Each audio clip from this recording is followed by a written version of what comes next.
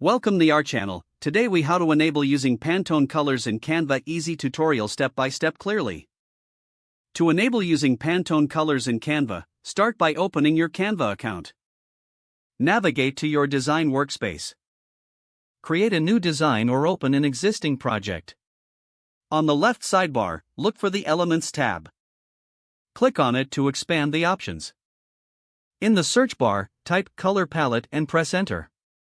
From the results, select a color palette that closely matches your desired Pantone colors. Once you've selected the palette, click on the color you want to use. Next, look for the color panel on the top toolbar. Click on the colored square to open the color picker. In the color picker, you'll see an option to input hex codes.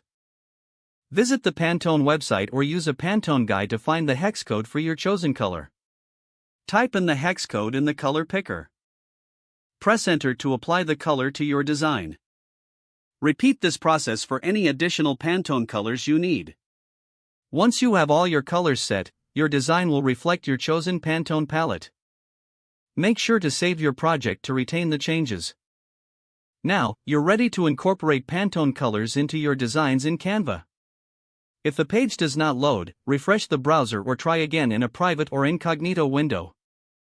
Make sure you are using the correct email address, then retype it carefully to avoid small typos.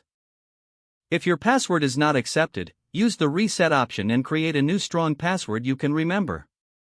Check your spam folder for verification or security emails, then complete any requested confirmations. Enable two-factor authentication if available to improve account security and reduce unauthorized access risk.